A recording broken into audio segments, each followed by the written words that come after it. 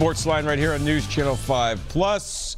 Our thanks to Joe Rexrode from the Tennessean, the sports columnist, joining us in our first segment. Hope you're able to catch that. Some good knowledge. He is in Dallas as the Tennessee Vols, the number 3 seed in the South region, gets set to take on the 14 seed Wright State tomorrow, 11:40 tip-off from Dallas, as we said, as the Vols start their quest in the NCAA tournament. Of course, Kentucky plays tomorrow night. They will take on Davidson, and they're also in the South region. That is the 5-12 game. Lipscomb will take on North Carolina on Friday. Lipscomb, of course, the number 15 seed in the West after winning the Atlantic Sun tournament. They are in for the first time ever. We hope to hear from Casey Alexander, the head coach, later on in this hour. So they will take on North Carolina on Friday as they open. So an exciting time for the Lipscomb Bisons. Of course, Middle Tennessee out, did not make the tournament. They are in the NIT right now. They won their opener. Of course, all this amid reports that our Steve Lehman has been able to get confirmed that head coach Kermit Davis will leave the Blue Raiders whenever their NIT run ends to become the new head coach at Ole Miss. But back to the Vols, their head coach is Rick Barnes, and he's done a terrific job in his 3 seasons in Knoxville. We're going to hear from him in just a second. But first, let's go to the phones. We got Lucky on line 1. What's up, man? Hey, brother. How you doing? What's happening? Welcome to the show. You fill your bracket out yet? Who you got? I'm always calling you, always listening to you. Usually I talk to Steve. Yeah. Today I wanted to call you and say that you, Jon, as you would have, your ancient ancestors would have been called in Africa, one of the kings of the Japheth, when he came out of the ark and headed east towards Africa and built a nation that needs to stand strong. Thanks for the call. Who do we have on line 2 there, Taylor? All right. Brian, how are you going to follow that, brother? Welcome to the show. Hey, how you doing? How's Plattsburgh going? It's going great, man. Great to have you on the show. Bonaventure beating UCLA, and had nothing to do with the big baller. Is the big baller in UCLA is in the NBA, or is he still there? Is it the other No, yeah, guard, Ball's with the Lakers. Ball was the number 2 pick in the NBA draft. He's with the Lakers. He's halfway through his rookie season. Right? He's not in the NCAA anymore. No. I'm old. Hey, you remember last year when Wisconsin was really great in basketball? They didn't get it, but what do you think? Who do you think are the underdogs? There seems to be a lot of underdogs doing really well in the early tournament rounds. What do you think about that? Yeah, thanks for the call. We appreciate it. Yeah, you're right. There are a lot of underdogs. This is the best weekend. These next 4 days, Thursday through Sunday, to me, are the best time to watch the NCAA tournament if you're looking for underdogs, if you're looking for upsets. Now, after we get to the Sweet 16, usually the chalk starts to hold, and the blue blood programs usually stand out. Your North Carolinas, your Dukes, your Kansases, et cetera, et cetera. But they're not really an underdog, but they're a 4 seed, and I think they're a dangerous 4 seed. I really like Gonzaga this year. My pick to win it all is Virginia, although I don't plan on filling out a bracket this year. You know, watch out for that Davidson-Kentucky game. I don't want to make any Wildcat fans angry at me. They're probably going to win. But Davidson, they shoot free throws very well. I think they match up pretty well against the Cats. They've beaten 4 top 32 teams this year. We're going to talk about that a little bit more over on News Channel 5 at 10:22 when we do sports. But, yeah, there's some potential for some upsets. We certainly like that. Who do we have on the line, Taylor?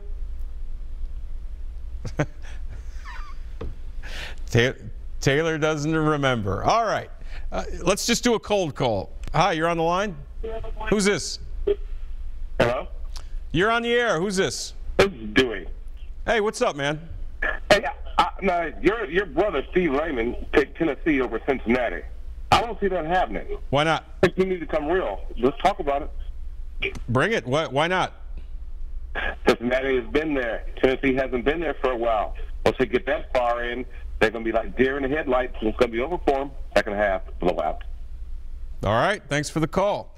Well, Rick Barnes begs to differ with Dewey's assumption, but first things first, they got to beat Wright State. Here's the head coach of the Volunteers at his press conference earlier today in Dallas. We're getting ready to play a really tough basketball team like us that's had a very special year. They very, very sound in the fact that they defend well, they share the ball well, a lot of movement, certainly know how they want to play the game, and it's an early game, so we're going to have to be up and ready to go.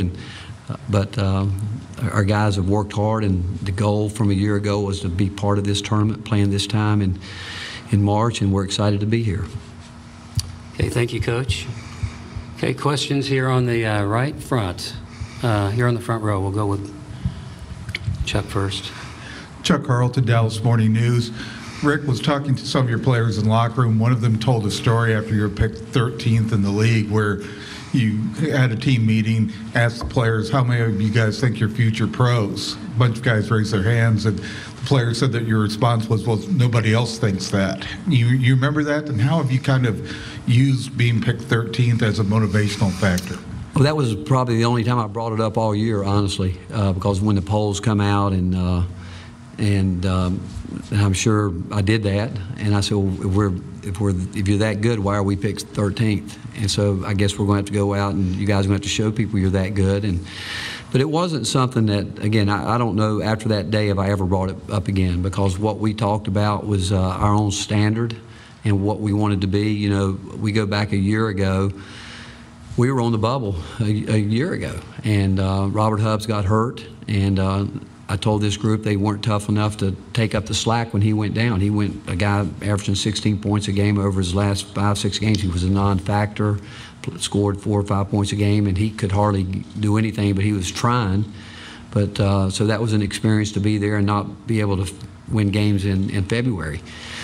And what we talked about was, again, once we got beat in the conference tournament a year ago, we went back and we had one thing in mind, and that was to find out who really wanted to be a part of this, who was going to really put both feet in and go to work, and had a really tough spring and a good summer. Then we had our foreign trip and got off to a great start in the Bahamas tournament. So it's been a long time coming, it seems like, but this group of guys, they've worked hard, and they've done obviously much more than everybody else thought. I'm not sure if it was more than we thought, because we had a standard that every night we go out, if we prepare ourselves, we think that we can win. Okay, we'll stay here on the right. Joe Rexrode of the Tennessean. Rick, how challenging has this quick turnaround been for the coaches and players? It is what it is. I mean, you know, we didn't get home till 9 o'clock Sunday night, and obviously played 3 games in 3 days. Couldn't do anything on Monday other than get together and meet a little bit, and then get back on a plane, practice, get back on a plane, and get here. And it is a quick turnaround, but it is what it is, and you have to deal with it. We'll move to the left, coach's left. Rick, Admiral said up here a few minutes ago that coming out slow against Kentucky on Sunday was maybe the most surprising thing of the season for him. What went into that slow start, and do you worry about that now that you're here this week on a similar stage? Well, again, you could say it might be the stage. You know, I mean, they were in a position they hadn't been in ever. You know, playing for a tournament conference championship, and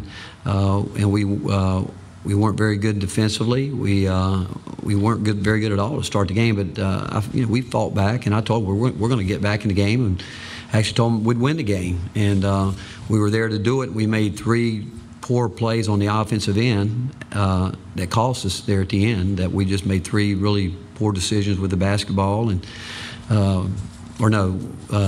actually two offensive possessions, and then we gave up 2 big rebounds. Those 4 possessions was, regardless of what went on throughout the game, was really the difference in the game.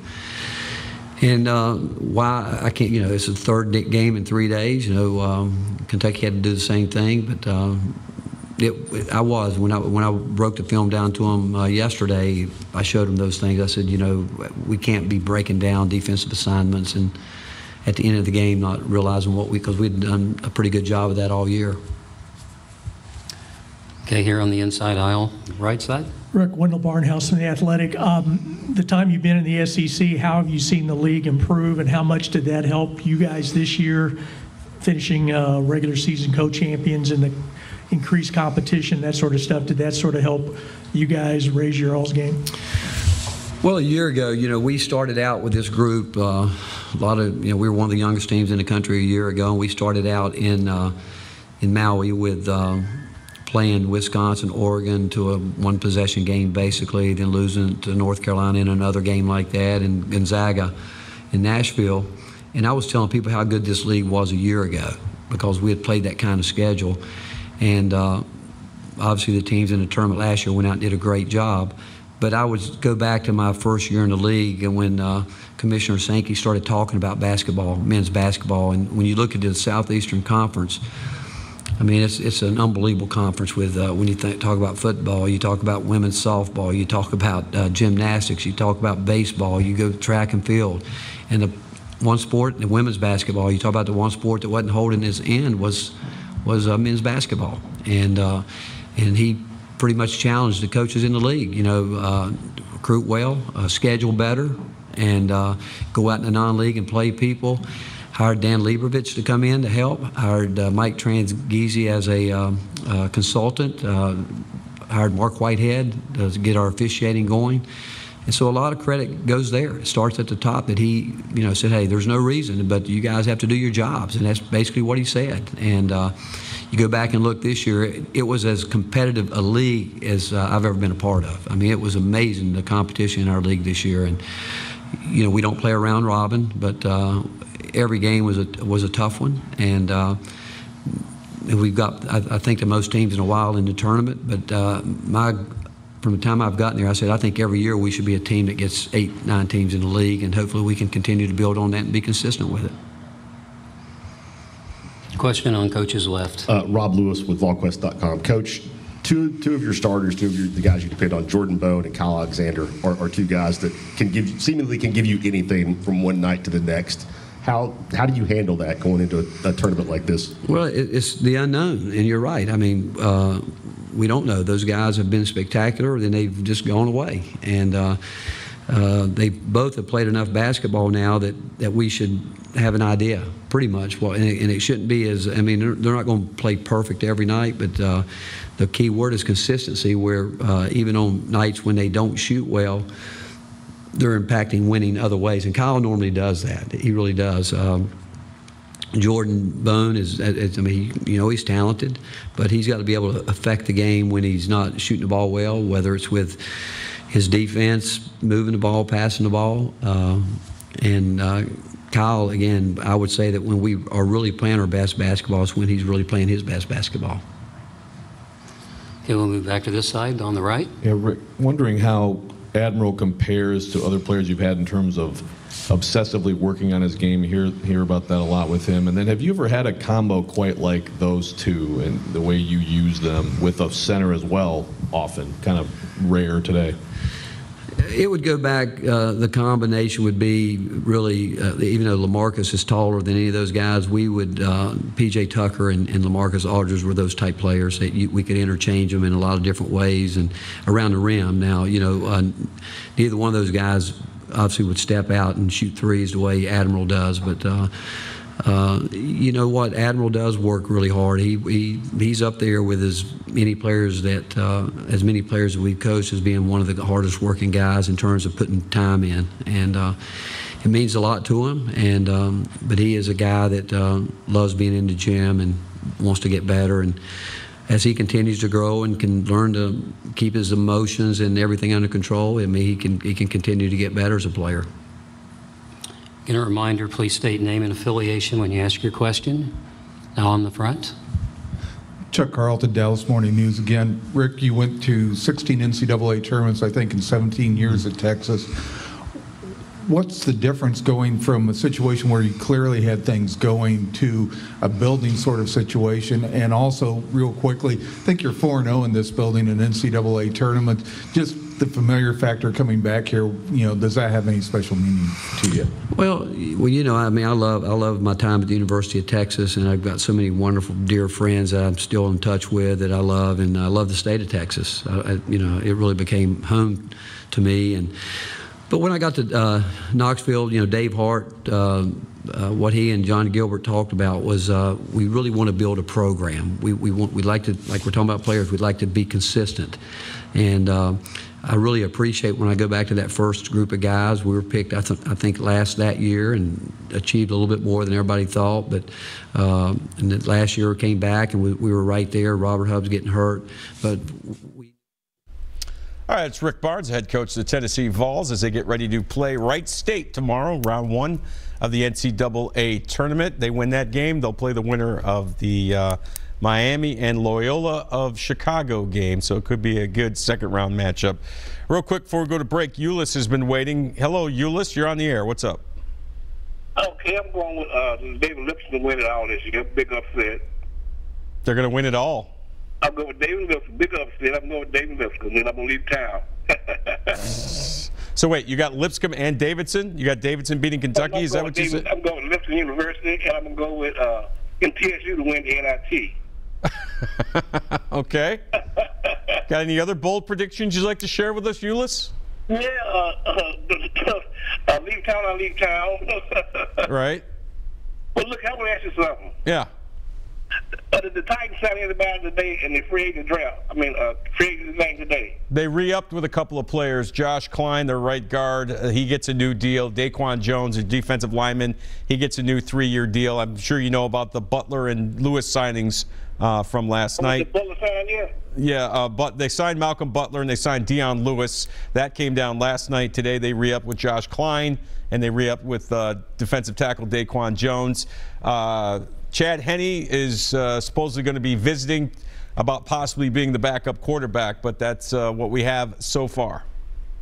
Okay, then Josh Henne, who is he? Who's who? Josh, you said Josh Henne? Josh Klein, their starting right guard. He was an unrestricted free agent. They got a new deal with him. And they also signed their other guard. And Tennessee State going NIT. All right, thanks for the call. Appreciate it. Ulyss checking in. All right, when we come back, we're going to talk more NCAA March Madness. How about the Lipscomb Bisons about to play their first ever NCAA tournament game in program history? They'll take on North Carolina Friday in Charlotte. We're going to hear from head coach Casey Alexander and a lot more, and your phone calls as well. Stay with us.